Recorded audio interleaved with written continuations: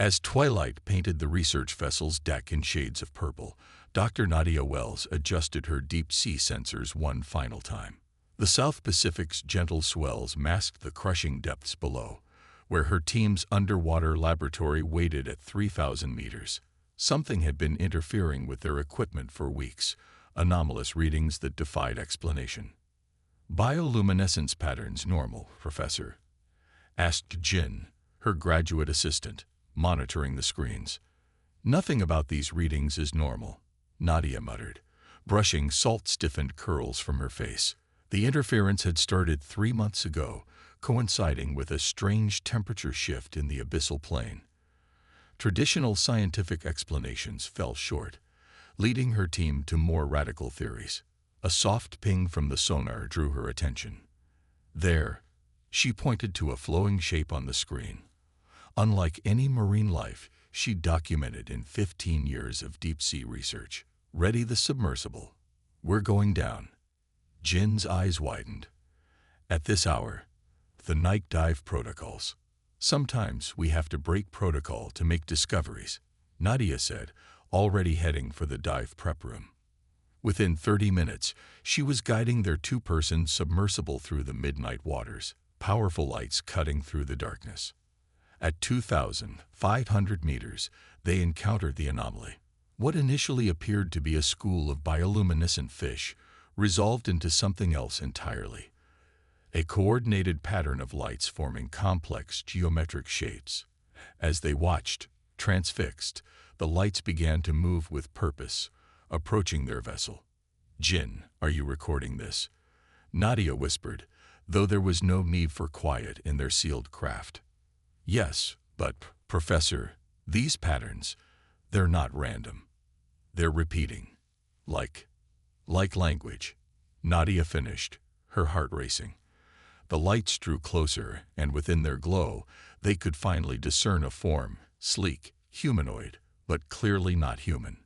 Its skin appeared to be translucent, with complex circulatory systems visible beneath, pulsing with bioluminescent fluid.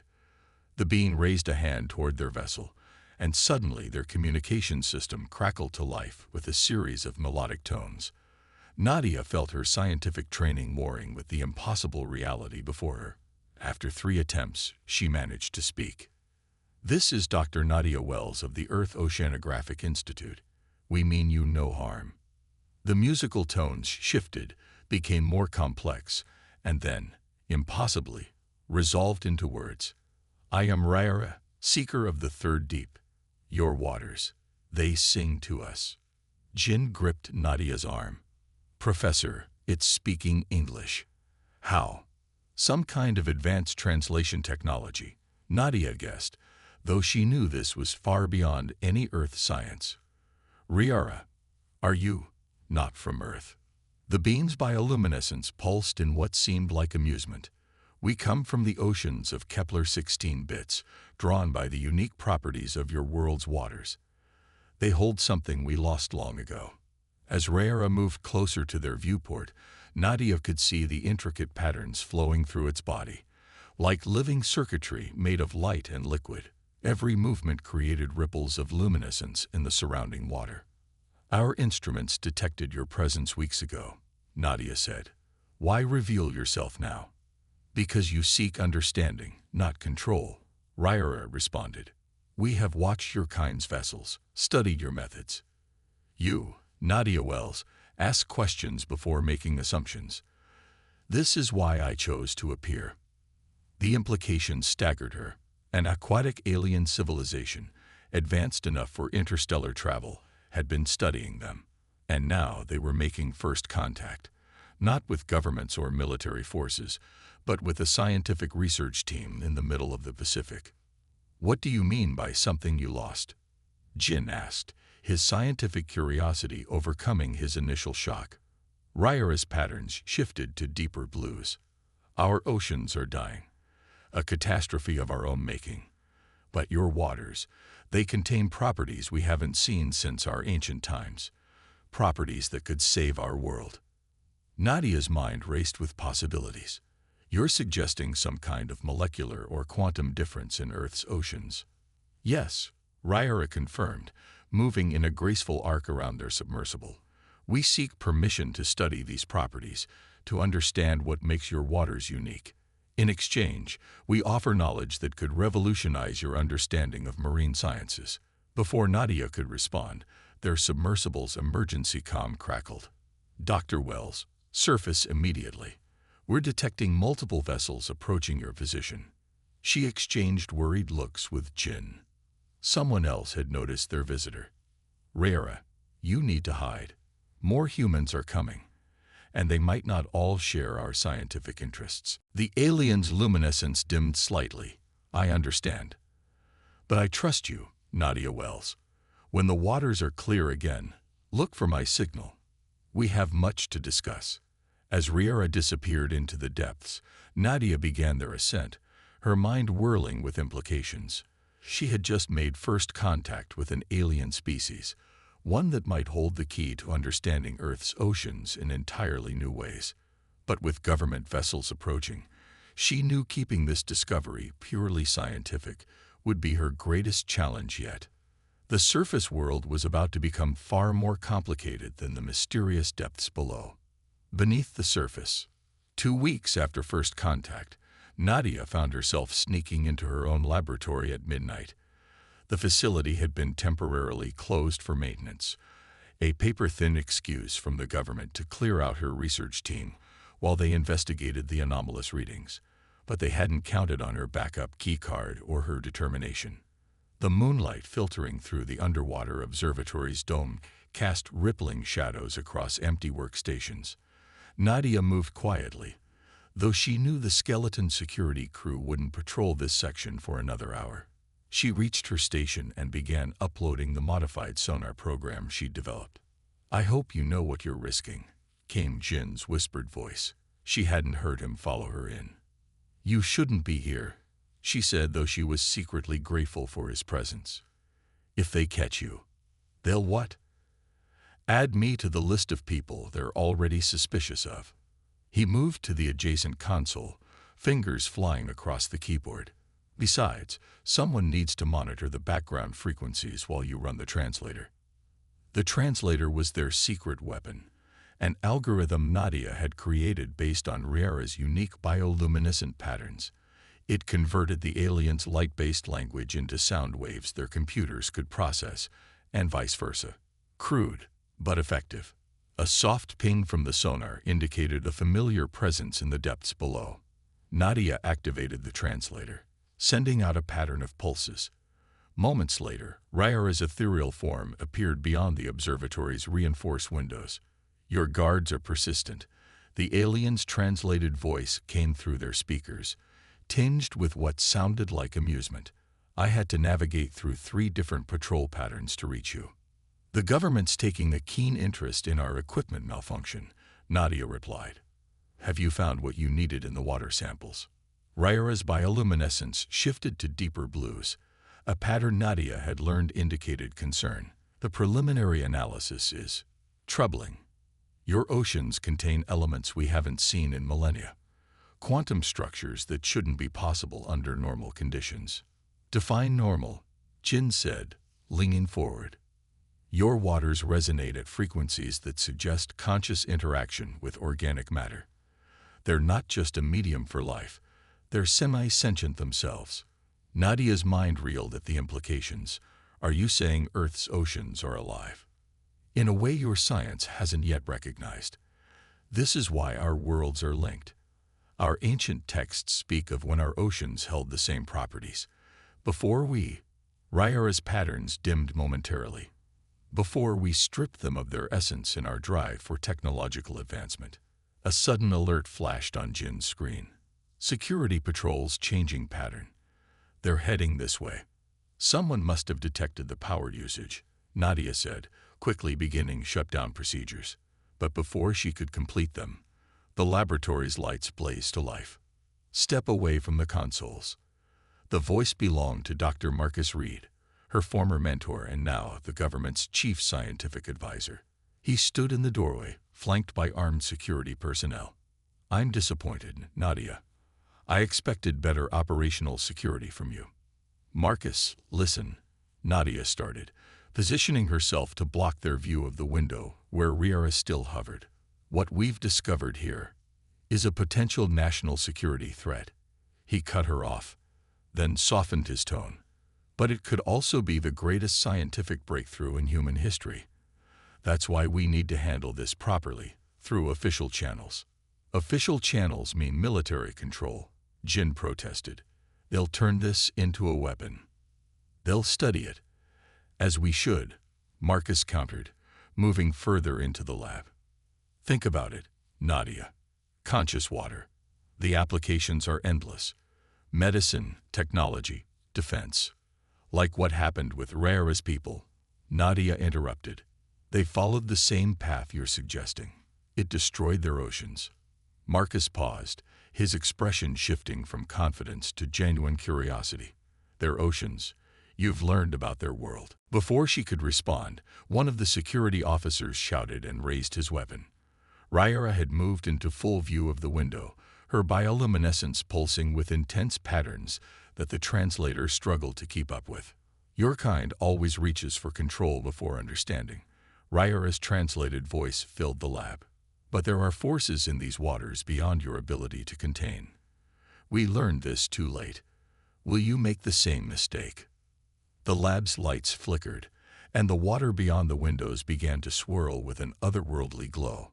Nadia watched in amazement as patterns of light, similar to Riara's, but somehow older, more primal, began to emerge from the depths. "My God," Marcus whispered, all thoughts of security forgotten as he stepped toward the window. "There are more of them." "No," Riara answered, her patterns synchronizing with the ancient lights. "These are the memories of your ocean, the consciousness you never knew existed. And now, they're awakening. Waves of change." The underwater laboratory had become a nexus of barely controlled chaos. Military personnel shared space with scientists, their disciplines clashing as they attempted to study the phenomenon that now illuminated the Pacific's depths. Through it all, Nadia worked tirelessly, serving as a bridge between two worlds. And now, it seemed, a third.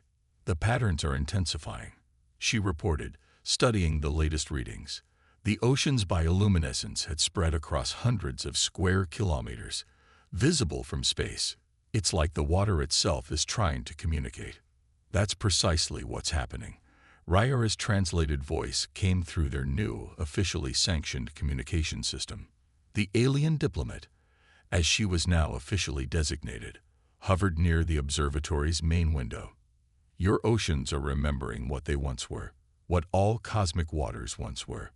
Marcus paced behind them, his earlier skepticism replaced by genuine wonder. "But why now? What triggered this awakening?" "Our presence," Riara's patterns shifted to a gentle azure. "The quantum resonance of our bioluminescence acted as a key, unlocking memories dormant in your waters for millions of years." A junior scientist burst into the room, clutching a tablet. "Dr. Wells, we're detecting similar phenomena in the Atlantic and Indian Oceans. The effect is spreading." Nadia felt a chill run down her spine. "Spreading how?" "Like a conversation," Jin said from his monitoring station. "Each ocean seems to be responding to the others. Look at these wave patterns. They're not random. They're synchronized." Riara finished. "Your waters are remembering they are one consciousness, not separate bodies, just as they were in the ancient times, before continental drift divided them." The laboratory's comm system crackled. "Dr. Wells, please report to the surface. Admiral Chen requests your presence." Nadia exchanged glances with Jin and Marcus.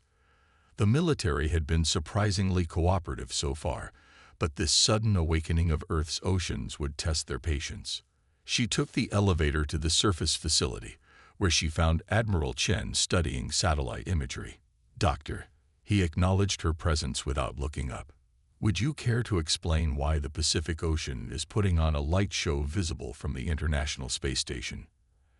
"Admiral, we're witnessing something unprecedented. The oceans appear to be exhibiting a form of collective consciousness, possibly awakened by your alien friend, yes. He finally turned to face her.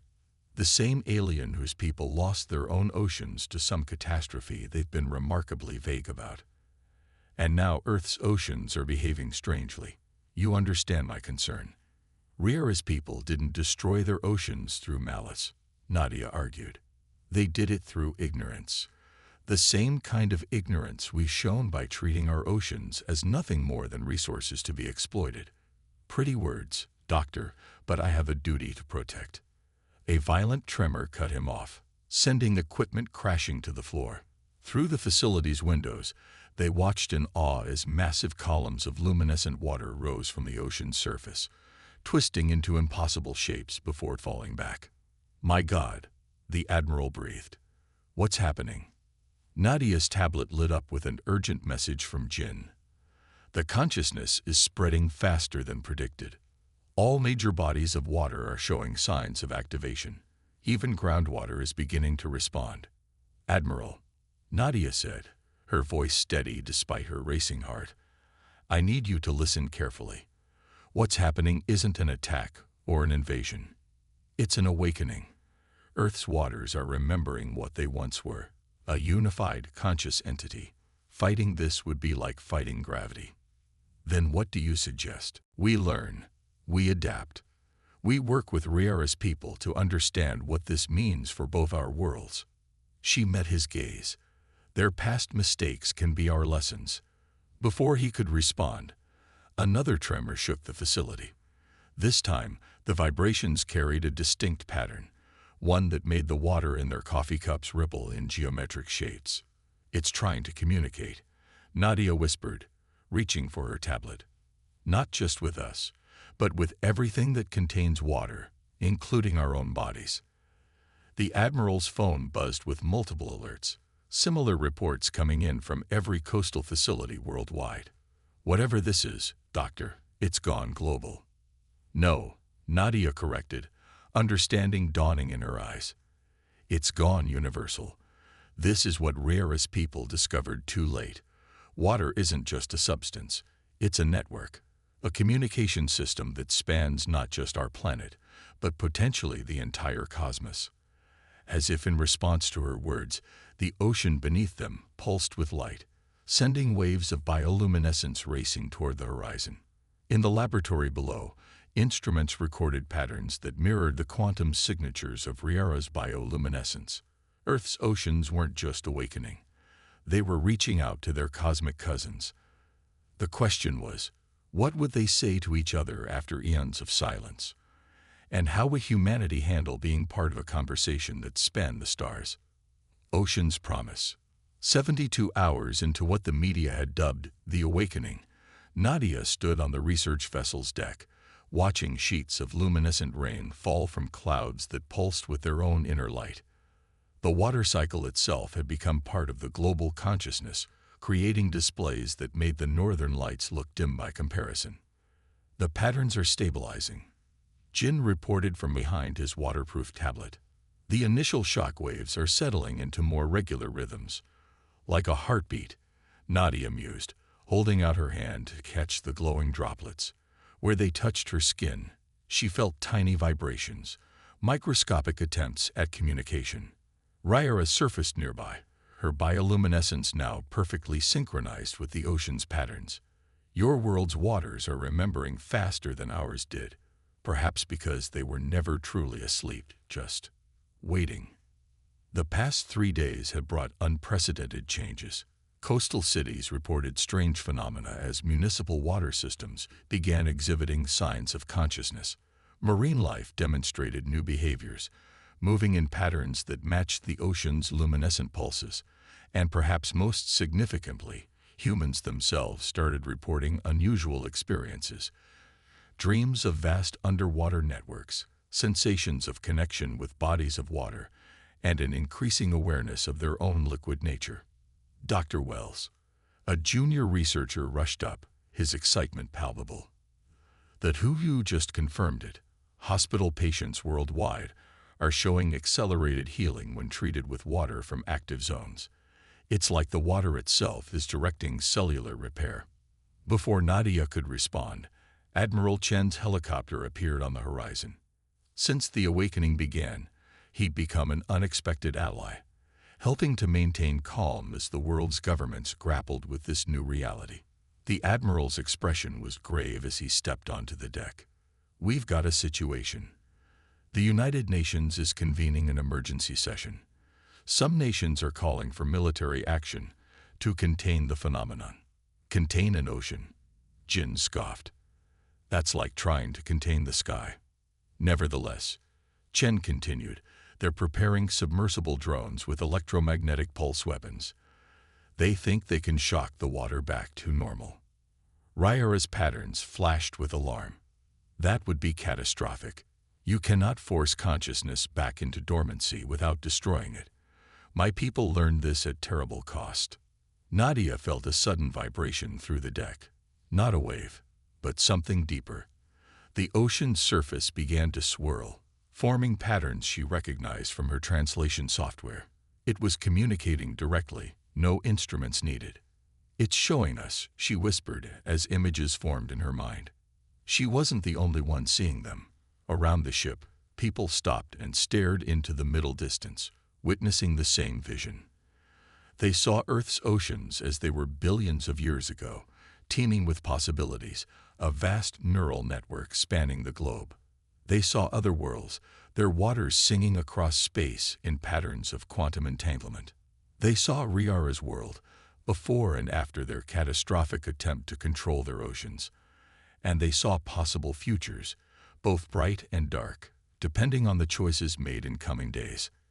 "Admiral," Nadia said, her voice firm, "we need to broadcast this. Everywhere. Everyone needs to understand what we're part of." Chen was already on his satellite phone, making arrangements. Within hours, the vision was being shared globally through a network of synchronized water sources. From public fountains to kitchen sinks, the message spread. Earth's waters were not rising up, but reaching out, offering a connection to something vast and ancient.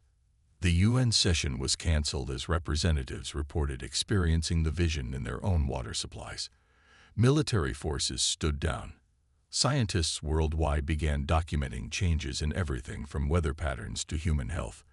And in the midst of it all, Ryara's people arrived, not in ships, but through the water itself, their consciousness traveling through the awakened network.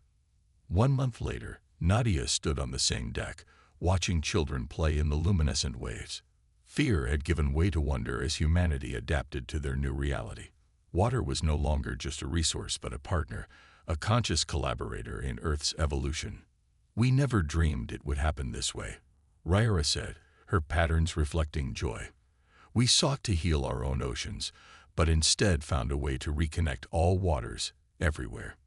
"There's still so much to learn," Nadia replied, smiling as a particularly bright wave splashed over the bow.